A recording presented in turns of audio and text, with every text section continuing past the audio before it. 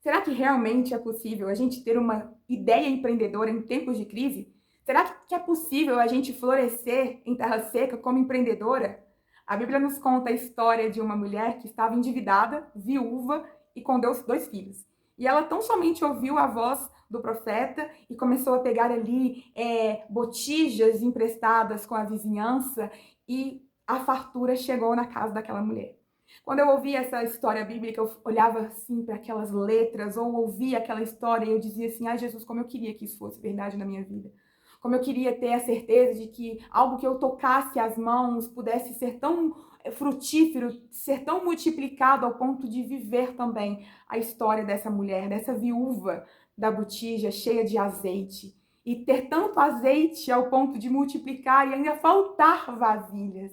Eu orava essa oração ao Senhor Jesus. Hoje eu quero contar mais uma parte do meu testemunho como empreendedora improvável e mais uma parte do meu testemunho como mulher improvável, na verdade, né? Não somente como empreendedora. E contar sobre a ideia que o Senhor me deu em um tempo de escassez. E foi uma ideia que não veio com dinheiro no envelope para que eu pudesse empreender e sair daquela crise financeira. A ideia veio e depois que a ideia veio, veio o processo para mim poder ser levantada pelo próprio Deus a crer naquela ideia e a me posicionar naquela ideia. Quando a gente lê e ouve essa história da Bíblia, parece muito fácil empreender. Só que a realidade não é essa, amados. A gente ouve muitas palavras proféticas e a gente fica paradinho no nosso lugar esperando que aquilo que aconteceu na Bíblia e é lido em 3 minutos aconteça na nossa vida em 3 minutos também. Só que o contexto da história é totalmente outro. E eu quero contar essa história para vocês. Como que a ideia empreendedora, no meio da escassez, veio do coração do Senhor Jesus para o meu, mas que não foi de um dia para o outro que eu, Ju, estive preparada para colocar a ideia em prática. Ai, Ju, que desânimo! Não é desânimo, é empoderamento para você entender que, por mais que você tenha uma luz no fim do túnel, nossa, estou começando a sentir que Deus está querendo me trazer uma ideia, mas eu não consegui identificar, ótimo. Existe um processo para você florescer como empreendedora dentro dessa ideia. Então, por mais que você vai olhar para sua conta bancária e vai ver zero zero e sem condições nenhuma de colocar a sua empresa em atividade ou a ideia que Deus te deu em atividade, é aí que mora o milagre. E o maior milagre somos nós florescemos como empreendedora. Eu quero contar primeiramente 2 testemunhos. O primeiro deles foi uma vez que a minha conta de luz foi cortada. E é muita humilhação quando a nossa conta de luz é cortada, porque a nossa casa é a única casa apagada no bairro todo, na casa entre a vizinhança. E todo mundo sabe que quando tem uma casa escura e tem gente ali dentro é porque a companhia de luz cortou a luz. E eu fiquei muito triste, eu fiquei muito humilhada, principalmente porque o dia que essa conta de luz foi cortada, eu estava me preparando para ir para a igreja, em uma festa que estava tendo na igreja, e eu iria servir em quase todos os ministérios. E eu falei com Deus, eu acho muito injusto, porque eu tô aqui te servindo. Mas eu não tive tempo nem de pensar direito, tive que ir para a igreja, tive que servir o Senhor. Lá eu esqueci que a minha conta tinha sido cortada, que a minha casa estava no escuro, que não teria água quente para tomar banho quando eu chegasse. Fiz o que eu tinha que fazer, mas quando eu cheguei em casa, eu dobrei os meus joelhos, eu ia começar a abrir a boca para chorar e o Senhor falou comigo: quem é você? Quando a companhia de luz, no caso a CEMIG, quem é você quando a CEMIG corta a sua luz? E eu fui constrangida porque eu ia reclamar, eu ia pedir Deus coisas que não era hora de pedir, eu ia falar: Deus, mas eu estou te servindo. E naquele dia eu só chorei e glorifiquei o Senhor. A conta de luz não foi paga milagrosamente, a luz não voltou de forma meu sobrenatural, mas eu vivi aqueles dias, quase 5 dias, sem luz na minha casa, sendo massacrada, né, pelos meus pensamentos, pela dificuldade financeira. Mas naquela madrugada eu glorifiquei o Senhor. Deus, essa crise não pode me matar. Eu preciso entender quem o Senhor quer que eu seja a partir dela. E é exatamente isso que a crise financeira precisa forjar em nós.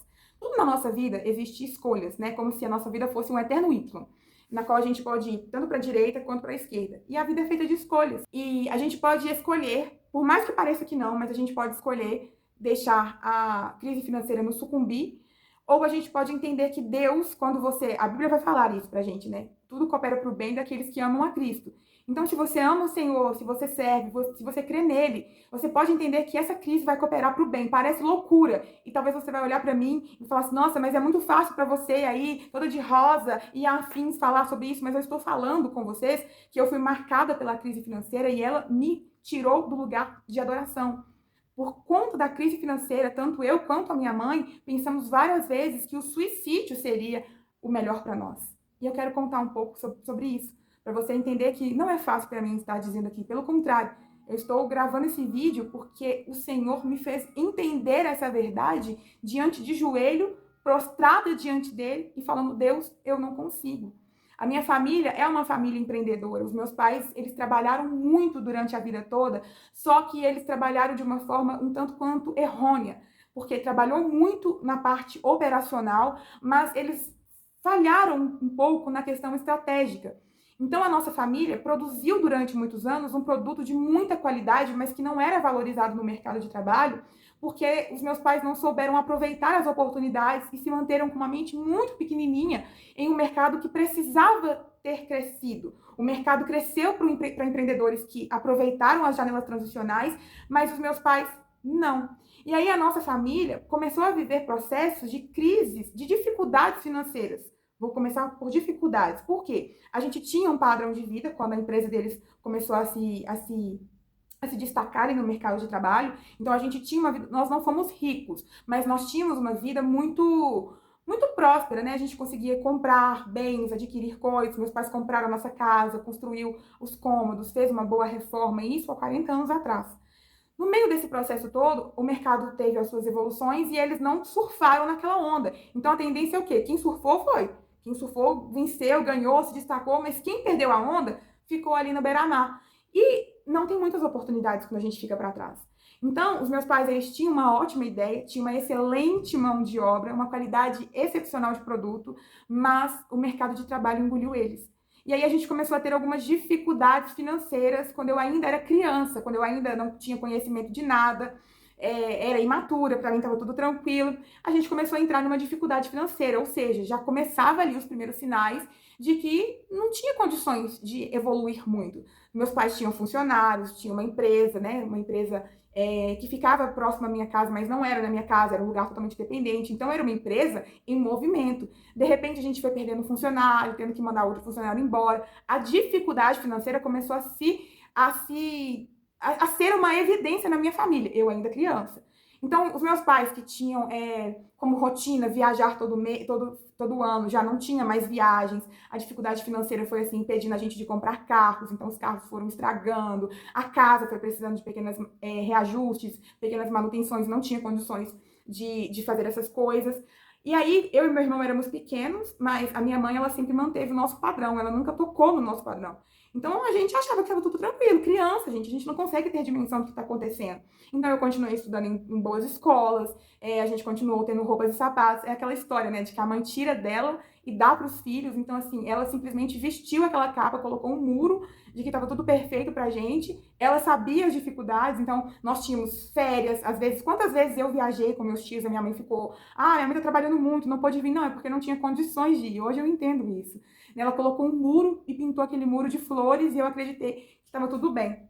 A gente tinha festa de aniversário, eu tive uma festa de aniversário de 15 anos caríssima, em uma situação que havia dificuldades financeiras, não era uma crise financeira na minha casa ainda.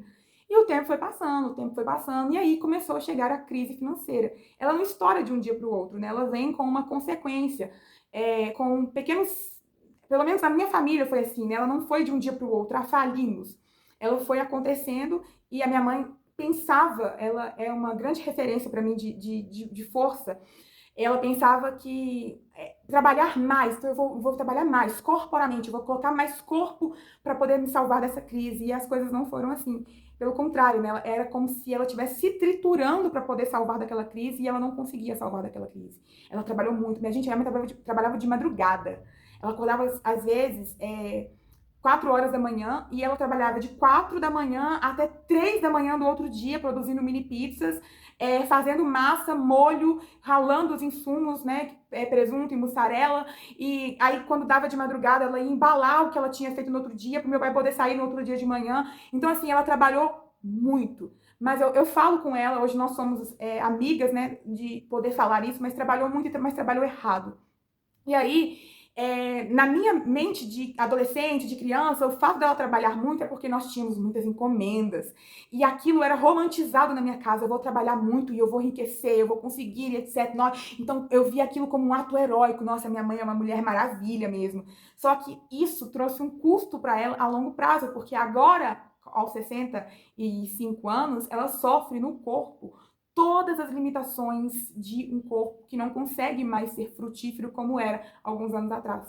Porque como ela trabalhou muito, hoje ela tem problema nos olhos, tem problema de diabetes, nos joelhos, não consegue andar, porque não cuidou dela, não cuidou da mente dela, não cuidou do corpo físico dela. E ali a gente foi vendo ao decorrer dos tempos que a força operacional, embora seja muito importante, ela precisa estar alinhada a algo estratégico. Caso contrário, a conta vai ser muito cara. E aí veio a crise financeira na minha família, né, da dificuldade financeira, que eram algumas coisas que foram sendo cortadas, como padrão de luxo aqui, padrão de luxo ali. A gente tinha o hábito de irmos no supermercado e fazermos compras, assim, de encher 3, 4, 5 carrinhos. Isso na dificuldade financeira, isso nas vacas gordas. Depois, para a dificuldade financeira, a gente já começou ali a diminuir a quantidade de compras, mas quando chegou na crise financeira, a gente não comprava mais um carrinho de mercado. A gente comprava, assim, quando precisava de alguma coisa, ia lá e comprava, ia lá e comprava. Então, assim, a crise financeira chegou na minha casa de uma forma que eclodiu tudo de uma vez só. Então, a gente teve muita dificuldade no sentido de ter insumos para poder investir na nossa empresa. A nossa casa, que precisava realmente de manutenção, começou a sofrer muitos danos. Então, a minha casa começou a ter muitas goteiras. O carro do meu pai não era um carro decente, era um carro sempre velho, dando muito problema. Então, quando a gente arrumava uma coisa, o carro estragava outra coisa. E parecia uma coisa, porque era dinheiro com mecânico, era dinheiro com peça de carro disso, com peça de carro aquilo, o carro já era velho. Eu precisei trancar a faculdade, eu precisei. Totalmente assim, a dificuldade financeira que a gente foi tendo foi situações que foi roubando a nossa alegria, e havia uma promessa do Senhor sobre a vida da minha família, sobre a vida da minha mãe, principalmente como empreendedora, mas a realidade que nós vivíamos era totalmente diferente. E a minha mãe agarrava aquela promessa que o Senhor tinha para ela, né, de que tudo daria certo, de que ele iria prosperar a empresa dela, e ela não queria deixar aquela empresa, porque ela não, Deus disse que vai dar certo, Deus disse que vai dar certo, e a empresa ia assim sendo levada pela enxurrada e minha mãe indo junto. E eu comecei a ir junto com ela, porque na minha cabeça eu pensava assim, eu preciso honrar os meus pais. Então eu não posso fazer nada da minha vida enquanto a empresa dos meus pais não der certo. E aí eu comecei a trabalhar junto com eles, com muitas dificuldades, porque eu tinha uma mente, minha mente tinha outra, e muitas vezes a gente tinha algumas divergências de ideias, mas mesmo assim eu estava ali. Eu estava ali porque eu queria viver a cultura da honra, só que eu entendia a cultura da honra de uma forma errada. E a crise financeira foi chegando, a gente começou. Aí eu comecei a repetir a história da minha mãe. Eu comecei a trabalhar com ela. Às vezes nós íamos até altas horas da madrugada, acordava cedo no outro dia, arrumava as coisas da casa. Eu fui me anulando também. Eu fui me anulando também em nome de que aquela empresa daria super certo. E a crise só foi aumentando. A gente trabalhava muito, muito, muito, muito, muito, muito, mas não tinha lucro, porque todo o dinheiro. Eu falava, mãe, a gente está trabalhando para trabalhar. Porque todo o dinheiro, vamos supor, dava R$ 2.000 de faturamento, a gente tirava R$ 1.500 para poder investir em mais produtos e ficava com R$ 500 para uma família se sustentar. E ali eu não conseguia sair daquele ciclo, porque eu pensava, não, eu tenho que ficar aqui, eu tenho que ficar junto com a minha mãe. E a crise financeira foi só aumentando. E a crise financeira, ela gera algumas coisas na gente, né? O nosso padrão, ele já tinha diminuído, já não havia mais padrão assim. Tem um ditado que fala assim, só quem mora dentro da casa sabe as goteiras que tem na casa, né? Sabe os lugares da goteira, porque as pessoas olham pra gente de fora, te vê arrumada, porque a gente se esforça pra poder se arrumar. E as pessoas pensam assim, nossa, a vida do fulano é muito boa, a vida do fulano é próspera, porque a gente não sai compartilhando com as outras pessoas que a gente tem uma dificuldade financeira ou uma crise financeira na nossa família. Isso geralmente é uma coisa que a gente vive no oculto, no nosso secreto. E assim foi com a gente. A gente não divulgava que estava passando por dificuldades, endividados, às vezes passando dificuldades com algumas coisas. Nós nunca passamos fome. Mas às vezes tinha somente arroz, feijão e água na geladeira. Para nós que tínhamos assim uma família que comprávamos carrinhos de supermercados, às vezes a minha mãe abria a geladeira e ela tinha crises de choro. Ela, Senhor, o que está acontecendo? Como que eu vou dar de alimento para os meus filhos? A nossa despensa, que era lotada, não tinha mais a quantidade de alimentos. Às vezes era macarrão e molho, porque é mais barato, miojo. Então, assim, a gente trabalhando muito. Não era falta de trabalho, não era preguiça, não era procrastinação, era muito trabalho mesmo.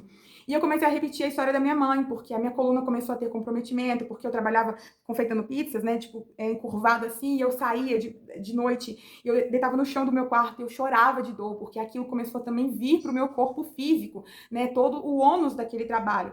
E fora as outras coisas, porque a crise financeira começou a entrar cada vez mais na minha casa, ao ponto da gente não ter condições de comprar mais roupas, de andar com algumas roupas mais velhas, mais batidinhas. Para comprar roupa na minha família, a gente tinha que tirar quase no Duni. Quem vai comprar roupa esse mês? Ah, a gente tem uma festinha, então compra roupa para um e o outro repete a roupa. E sempre assim, comprava roupa ou para mim ou para o meu irmão. Minha mãe e meu pai sempre davam essa oportunidade, né? Então eles foram tirando deles para poder dar pra gente durante todo esse tempo de crise financeira. E a gente trabalhando, sofrendo aquilo ali no silêncio, só em oração, crendo que Deus iria fazer um milagre, mas a crise financeira ela faz a gente duvidar que Deus está com a gente, duvidar das promessas do Senhor, de que aquele sonho foi o Senhor que nos deu. A crise financeira ela começa a gerar em nós uma depressão, uma solidão. A minha mãe, ela era uma pessoa feliz, uma pessoa alegre, divertida, mas houve um momento na vida dela, né, já doente, com a idade avançada, que ela tinha uma amargura na alma, ela não sabia conversar com as pessoas se não fosse crise financeira, o que ela tinha visto na televisão, nossa,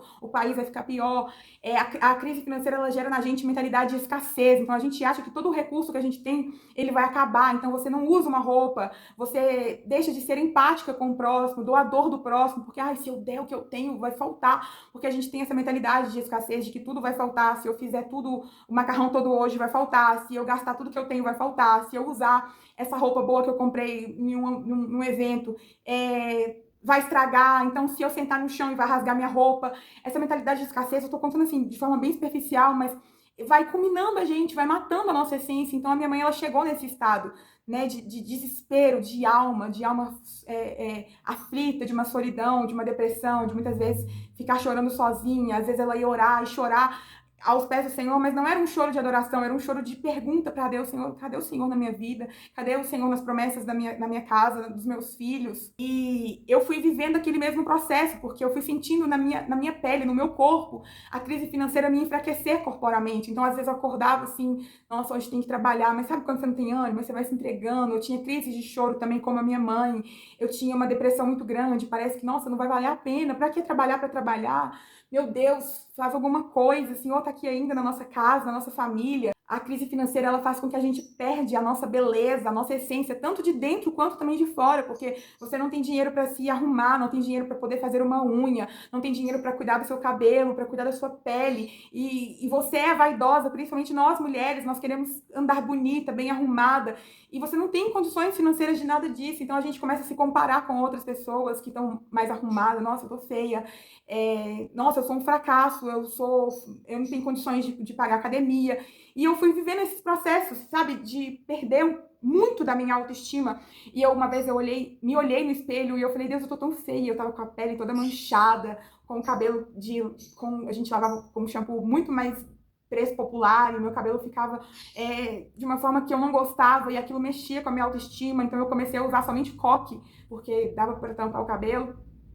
Por vergonha de expor o meu cabelo, a pele manchada, eu queria fazer uma academia e não tinha condições de fazer uma academia, não tinha condições financeiras de nada, de comprar uma roupa, e isso vai culminando na gente, desenvolvendo na gente espírito de comparação, espírito de inveja, de querer muitas vezes o que é do outro, e isso é algo que não é saudável pra gente. E tudo isso desenvolvido na crise financeira. Fora também os conflitos familiares, né? Como a briga de casal, os meus pais começaram a intensificar a briga deles por causa de dinheiro. Um tentava colocar a culpa no outro, um tentava achar culpado. E assim, o casal não consegue sentar e conversar e falar, não, vamos tentar identificar onde está esse erro, vamos tentar reverter essa situação. Não, começa uma briga, e eu ficava naquele fogo cruzado. Então muitas vezes eu não conseguia pensar, não conseguia raciocinar. A briga de pai e mãe faz com que até o nosso psicológico fique um pouco abalado, né? Essa questão de cognição, de tentar entender. Às vezes eu estava no meu quarto estudando e eu via eles brigando e eu não conseguia estudar, não conseguia concentrar, rouba a concentração. Então as brigas começaram a intensificar, a tendência é parar as brigas, né? Mas na minha casa ela foi aumentando, os meus pais já estavam na melhor idade, quase idosos, e brigavam por dinheiro. e por conta de finanças, por conta da crise financeira. Então, muitas vezes eu falava, Deus, será que não é melhor eles se divorciarem, parar com essa briga? Só que o problema não estava no divórcio, a solução não estava no divórcio. Era algo que ia muito mais profundo que isso. E a crise financeira foi roubando. A gente não conseguia mais ter paz para almoçarmos juntos, não tinha mais lazer na família, a gente ficava de segunda a segunda dentro de casa, lidando com os conflitos, e aí eu começava a discutir com um, com o outro, o ambiente se torna um ambiente pesado, e como eu falei com vocês, a nossa casa passou por a última reforma que a minha casa tinha tido era 40 anos atrás, quando meus pais construíram a casa. Então, depois de 40 anos, a casa assim, estava precisando de muitos reparos, muitos móveis já tinham quebrado, a gente já tinha jogado muitos móveis fora, já tinha tido muitas tempestades de chuvas que tinham mofado as paredes, então a minha casa, ela não se tornou mais um lar pra gente. Então era muito difícil para mim ficar em casa, eu tentava achar fugas fora de casa, então eu queria ficar muito tempo na igreja, eu queria ficar muito tempo fazendo, entre aspas, a obra de Deus, eu queria ficar muito tempo na casa de alguém, eu queria estar em qualquer lugar, menos na minha casa, porque as brigas que a crise financeira vai trazendo para dentro da gente faz com que a gente queira se esquivar dessa situação. E eu pensava que ficar fora da minha casa iria resolver de forma paliativa ou momentânea a aflição que eu tinha. Então, quando eu chegava em casa e eu via a situação da casa, eu não estou falando de casa suja, porque eu limpava, eu tenho mania de limpeza na casa, mas a casa precisava de reparos e a gente fica ali vendo vídeos no Instagram, no YouTube, de casas bonitas, a gente quer uma casa daquela também, mas a nossa realidade não coincide com aquilo que os nossos olhos querem. Então, a gente desiste, a gente desanima, a gente vê impossibilidade em tudo e os nossos sonhos se tornam cada vez mais distantes, mais impossíveis. Aí é onde a gente vai cada vez mais desenvolvendo a comparação. Por que Deus abençoou o outro e não me abençoou? Por que a casa de alguém é mais bonita do que a minha? Por que a outra tem um carro e eu não tenho carro? Por que a outra consegue andar bem arrumada e eu não consigo andar bem arrumada? E isso vai colocando a gente numa situação tão difícil, tão triste, tão amargurada, que a crise financeira vai literalmente roubando tudo da gente. Fora também as questões de outras alternativas desesperadas que a gente tenta pensar. Eu lembro que uma vez um amigo meu me chamou para poder fazer parte de um negócio totalmente ilícito, mas que traria um dinheiro de forma imediata para mim. E eu já cristã, falei, nossa, talvez seja a solução que eu tô pedindo para Deus, eu vou me envolver nesse negócio.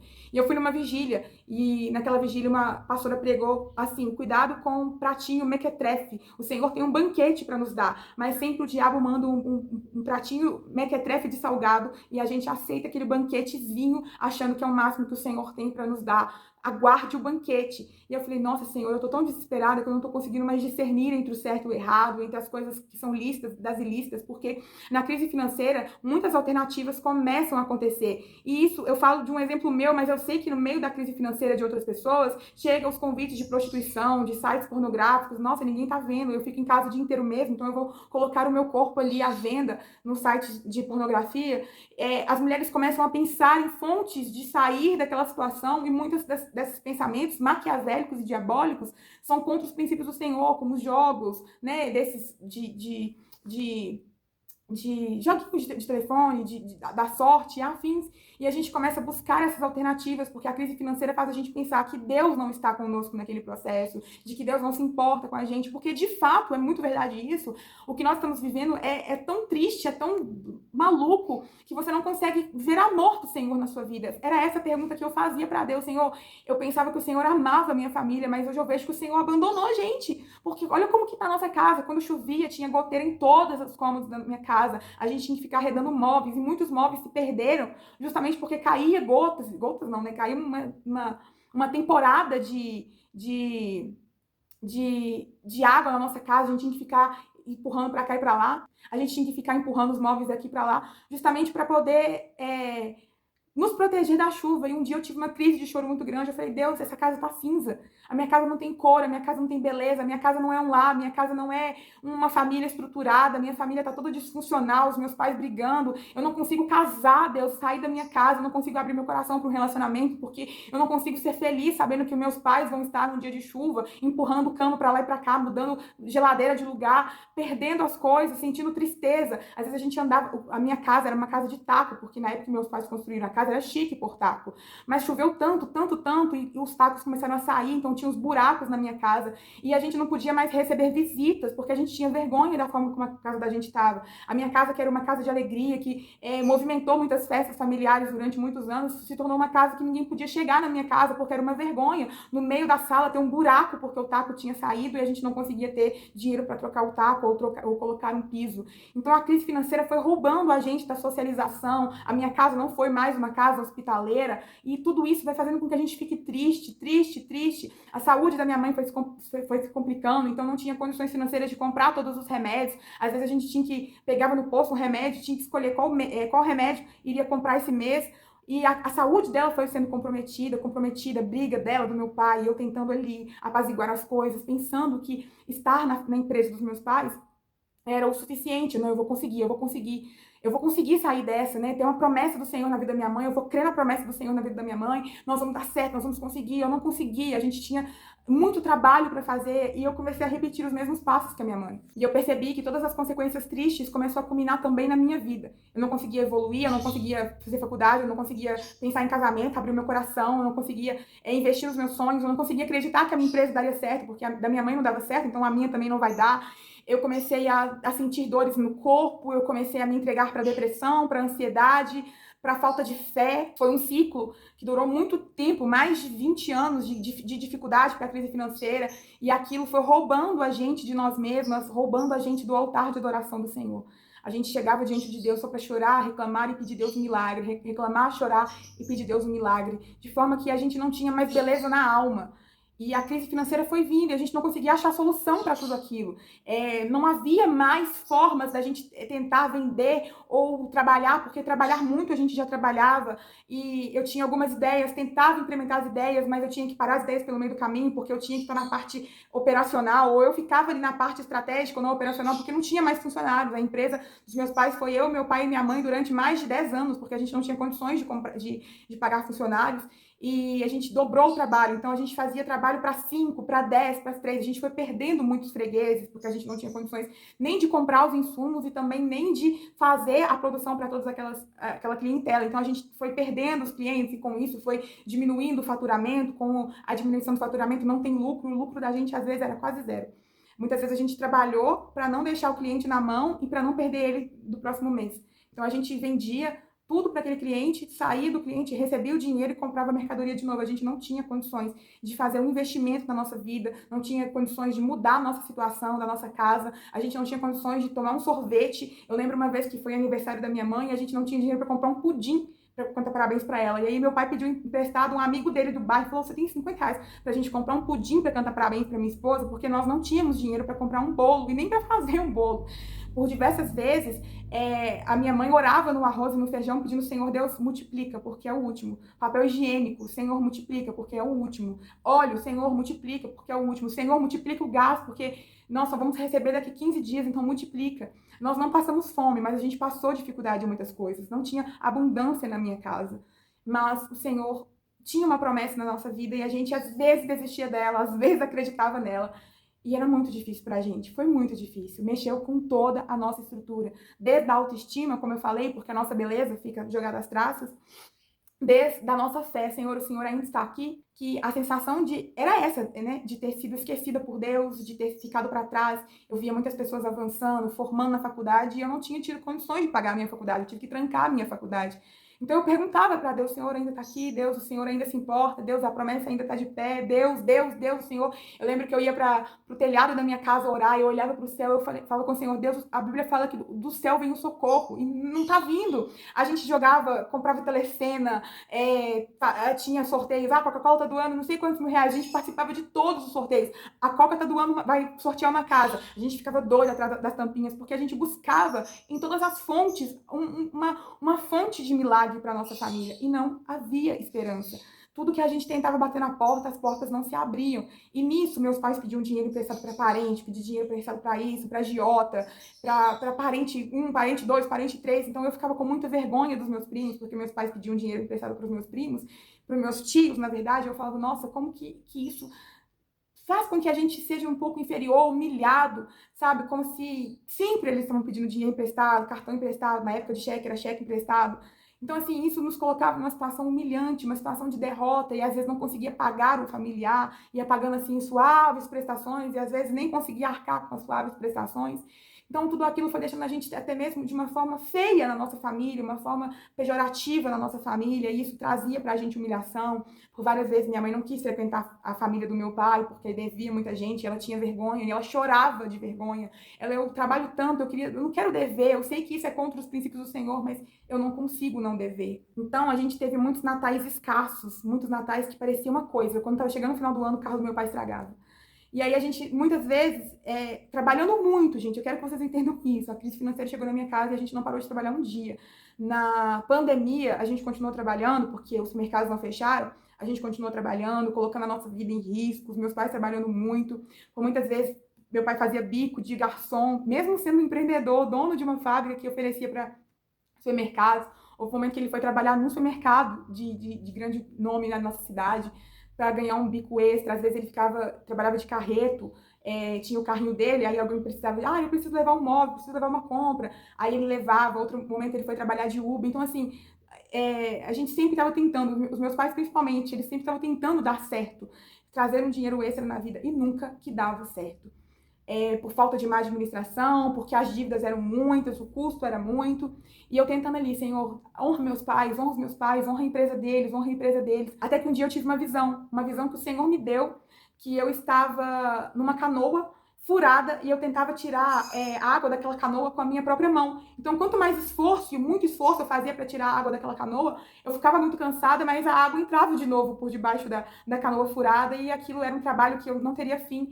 Eu acordei assim, eu comecei a ter vários sonhos, na verdade, né? O sonho da canoa, eu tive um sonho que minha mãe tinha morrido nos meus braços de tanto trabalhar. Minha mãe teve diabetes, então ela teve 2 úlceras na perna. Úlceras são aquelas feridas que a diabetes dá, né? Profundas, que tem mau cheiro. Gente, a situação foi terrível. Minha mãe, ela foi definhando, assim, numa situação que a gente pensava, nossa, ela vai morrer. Ela não vai conseguir. E eu comecei a me culpar, Senhor, eu preciso fazer alguma coisa, eu preciso me posicionar. Deus, minha mãe vai morrer. E ela não vai ter visto as promessas que o Senhor fez para ela. Senhor, Senhor, Senhor. Minha mãe trabalhou doente, minha mãe trabalhou com osteoporose, com os joelhos dela inchados de tanta dor, separados porque não tinha cartilagem, porque a diabetes vai comendo as cartilagens do joelho. Minha mãe trabalhou com úlceras nas pernas, então muitas vezes as úlceras é uma situação até complicada de falar, mas assim, ela trabalhava latejando de dor. Úlcera, gente, ferida, machucado nas pernas, ela trabalhando em pé, então vocês conseguem imaginar a situação que estava a vida dela. E tudo aquilo, eu ali tentando, eu não conseguia sair da empresa dos meus pais, eu não conseguia. Isso já com uma direção de Deus para empreender. Só que eu falava assim, Deus, eu não consigo acreditar na minha empresa, eu não consigo acreditar na minha empresa, porque para eu acreditar na minha empresa, eu preciso ver o Senhor honrando a minha mãe e o meu pai. E eu ficava ali, sabe, sendo levada pela enxurrada da crise, do desespero, da falência, do fracasso, das perdas, dos lutos, das brigas, das confusões, da escassez, da falta de recursos mínimos aos grandes. E aí o Senhor me deu alguns sonhos, algumas visões, me chamando para um posicionamento com Ele. Filha, eu te dei uma ideia, olha para a minha palavra, olha para a história da mulher que tinha apenas pouco óleo, e ela creu na palavra do profeta. E eu comecei a questionar o Senhor, Deus, mas como que eu consigo empreender no meio dessa crise que eu estou vivendo, sem semente, sem esperança, sem olhar para minha casa e ver que o Senhor está ali? Eu não consigo acreditar que o Senhor está aqui dentro da minha casa. Como que eu vou empreender em um tempo de crise? Lembra que eu falei com vocês no início do vídeo? Às vezes o Senhor nos dá um direcionamento e a gente pensa que no outro dia vai vir as sementes. Não foi assim. Eu guardei por mais de 3 anos a ideia da minha empresa, da minha loja, mas eu não conseguia colocar ela em ação. E aí o Senhor me deu essa visão da canoa, que eu estava fazendo muito esforço, e era isso mesmo que eu fazia, eu trabalhava muito. Eu peguei a responsabilidade que minha mãe não conseguia mais ter, meu pai foi trabalhar fora, em jornada dupla, e durante muitas vezes eu ficava em casa cobrindo o trabalho da minha mãe, do meu pai e o meu. Então eu comecei a ser alguém que também estava perdendo a fé, a esperança, a beleza, a saúde, a leveza de vida. E eu comecei a gritar ao Senhor, Deus, não me deixa entrar nessa depressão, não me deixa. E a crise financeira me roubou do lugar de adoração. A crise financeira, ela começou a me tirar da presença do Senhor, porque eu só chorava, eu desesperava, porque eu precisava, eu queria assumir a responsabilidade que a minha mãe teve a vida inteira, de querer dar um futuro melhor pra gente, de querer que as coisas dessem certo, a reforma da casa, um quarto pro meu irmão, um quarto para mim. E aí chegou na fase adulta, eu queria dar uma casa pros meus pais. Então eu fazia muita coisa, eu achava que fazer tudo aquilo. E o Senhor começando a falar comigo, eu te dei uma ideia, eu te dei uma ideia, aperfeiçoa essa ideia, amadureça essa ideia, senta para pensar nessa ideia, viva essa ideia. E eu não conseguia, porque eu tinha que estar ali na parte operacional junto com a minha mãe. E aí o Senhor começou a trabalhar no meu coração a maturidade de entender que no tempo de escassez era o tempo ideal de crer cada vez mais nele. E eu não conseguia, mas nesse momento final, que é onde eu quero chegar, o Senhor começa a falar comigo sobre o tudo ou nada. Eu tinha ideia, mas eu não tinha coragem de deixar, de encerrar o ciclo com a minha mãe. E o Senhor falou comigo, você entendeu a cultura da honra errada. Honrar os seus pais não é você ficar com eles enxurrada abaixo. Honrar os seus pais é você viver a sua vida, me obedecer, ser frutífero naquilo que eu criei você para ser, e os frutos que você der vão alimentá-los de forma abundância. Viva a sua vida, ponha a sua ideia em prática, amadureça, vem para o secreto, deixa eu amadurecer a ideia. E aí foi aonde eu comecei a orar ao Senhor, Deus, então me dá essa ideia empreendedora, me dá coragem empreendedora em meio à escassez, para que eu possa honrar os meus pais vivendo o propósito de vida que o Senhor me deu. E aí veio a ideia de empreender na Bijudaju, que já era uma ideia do Senhor, mas através da revenda. Coloque revendedoras para poder vender para você, que dessa forma você consegue trabalhar com o propósito que eu te dei, ser resposta para outras mulheres, mas também cuidar da sua família, porque eu precisava estar em tempo integral na minha casa. E eu tinha poucas bijuterias da loja que eu tinha fechado a loja, e o Senhor começou a me dar direcionamento de planejar a minha empresa com mais maturidade, com um novo posicionamento no mercado e duplicando o meu trabalho. Ou seja, aquilo que eu tinha que ter uma loja, ter custos da loja, que era muito caro, o Senhor começou a me ensinar a empreender de dentro da minha casa, do meu quarto, através da revenda. E essa ideia que o Senhor foi me dando foi num tempo de panela de pressão. Eu falo que foi a panela de pressão que o Senhor me deu, porque ele tinha me dado a ideia durante 3 anos antes, na verdade. Eu não tinha colocado ela em prática. Eu tinha ali procrastinado, com medo, com insegurança, ainda tentando fazer as outras coisas, né? Que eu julgava serem as coisas que precisavam ser feitas antes. E aí, só que nos últimos tempos o Senhor literalmente me colocou dentro de uma panela de pressão. É como se todos os processos de crises que nós vivíamos e que eu vivia de forma particular, porque tinha os meus sonhos. Eu fui desistindo de tudo, eu desisti do casamento, da maternidade, da faculdade, de viajar, de ter coisas minhas, porque eu me anulei para poder viver os processos da minha família. Me importava infinitamente mais que só eles fossem felizes, porque a felicidade deles era a minha felicidade. Então, essa panela de pressão foi me fazendo entender o quê? Eu tô nova ainda, eu tenho 30 e poucos anos, eu ainda tenho uma vida inteira pela frente, e o Senhor foi me apertando, literalmente sendo um oleiro na minha vida, me moldando para ser um vaso menos medroso e me tirar daquela canoa. Deus não foi ali e me tirou daquela canoa furada, ele simplesmente me fez um convite: sai dessa canoa. Para de fazer o que você não nasceu para fazer e invista na ideia que eu te dei, amadureça essa ideia. E eu falo desse processo de crise financeira em um momento que eu tinha abandonado tudo, em um momento que eu comecei a desenvolver alguns sentimentos muito negativos, como a comparação, como a inveja, e eu chorava muito porque eu identificava esses sentimentos negativos dentro de mim. Eu falava: Deus, eu não sou isso, eu não quero ser isso, eu tenho tantas ideias boas, eu tenho um potencial, eu tenho criatividade, porque eu simplesmente travei, eu não conseguia me destravar, eu não conseguia me destrinchar. Eu colocava todos os meus sonhos em um projeto, em um planner, e eu não conseguia viver a realidade deles. E minha alma gritava, muitas vezes, não somente a minha, né? A minha e da minha mãe. Eu falo que no quarto chorava eu e no outro quarto chorava ela. E algumas vezes a gente fazia orações juntos, a gente clamava a presença do Senhor, a gente pedia a Deus a solução, a provisão, um aumento de vendas.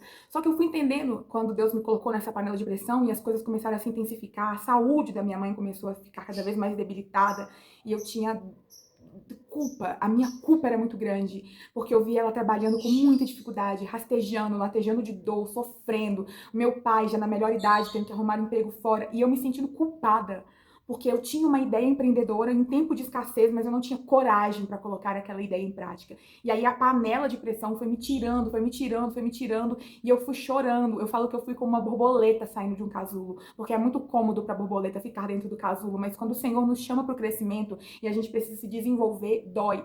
Abrir as suas asas dói. É muito doloroso para a borboleta sair de um lugar escuro, cômodo, mas que não é mais parte dela. Havia um tempo da borboleta ficar dentro do casulo, assim como eu acredito que a empresa empresa dos meus pais foi para mim uma faculdade. Eu aprendi muito mais na empresa dos meus pais do que de fato estudando, né? Embora o curso nos dá muita segurança, muitos conhecimentos, mas a parte tática, a parte de governo, a parte de processos mesmo, eu aprendi ali. Mas havia um tempo determinado e eu precisava aprender a fechar, encerrar esse ciclo e começar a viver o meu ciclo. Ou seja, eu tinha a ideia empreendedora, mas eu não tinha a coragem empreendedora.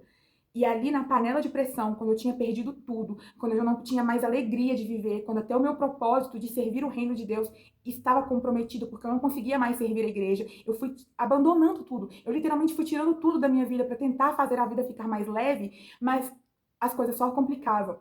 E eu fui me perdendo de mim, da minha essência, da minha identidade, e o Senhor foi me revelando no meio da crise que aquela crise não era para minha morte, não era para o meu abandono, não era para o meu rejeitar das promessas que Ele tinha, como a própria maternidade, como o casamento, que eu não conseguia me abrir. O Senhor, filha, não é para sua morte, é para te aperfeiçoar. Você está seguindo o caminho do Y errado. Volta, volta e comece a viver o que você nunca viveu, fazendo o que você nunca fez, porque quem faz o que ninguém está fazendo, vive o que ninguém está vivendo, e você precisa fazer algo novo no meio da crise. Você precisa viver essa crise de uma forma diferente. E ali o Senhor foi me trazendo de volta para o altar da adoração. E eu fui aprendendo, grava isso no seu coração. Nós nos tornamos a imagem daquilo que nós adoramos.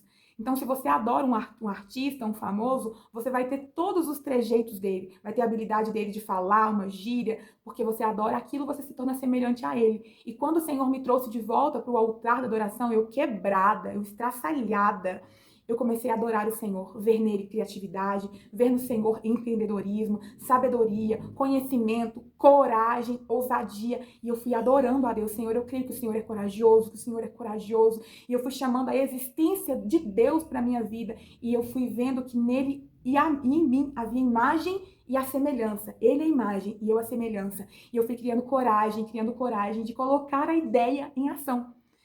Fechei meu coração, saí das redes sociais, apaguei as redes sociais e tive um tempo com Deus.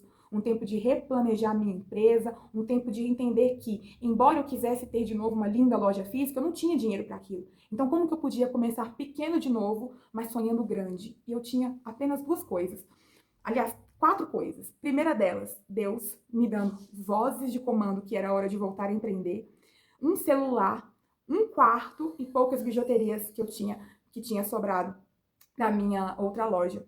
E aí tem uma frase que eles dizem que é assim, quando Deus te dá uma direção e uma visão, ele nunca te deixa de mãos atadas. Sempre tem uma semente guardada dentro de uma caixinha. E as sementes que eu tinha guardado dentro da minha caixinha eram as bijuterias que eu não conseguia nem olhar para elas, porque eu via nelas a minha frustração, a minha decepção. E ali eu fui enfrentando os meus medos de pegar aquela caixinha de novo, era pouquíssima semente, gente. E daquelas sementes e de um dinheiro que eu tinha juntado, começar a empreender com pouca coisa novamente, pouquíssimas coisas novamente. E a ideia do quarto, de fazer o meu quarto uma loja online, foi uma direção muito incrível do Senhor, porque o meu quarto não estava preparado para ser uma loja, porque a casa precisava de muitos reparos.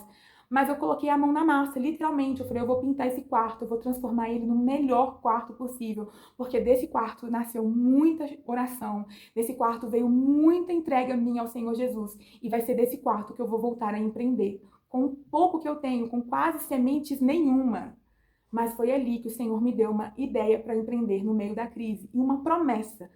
Vocês serão como uma geração de mulheres estrelas, as revendedoras. Porque da minha dor sairia um propósito. Da minha dor eu poderia ser resposta de Jesus na vida de outras pessoas.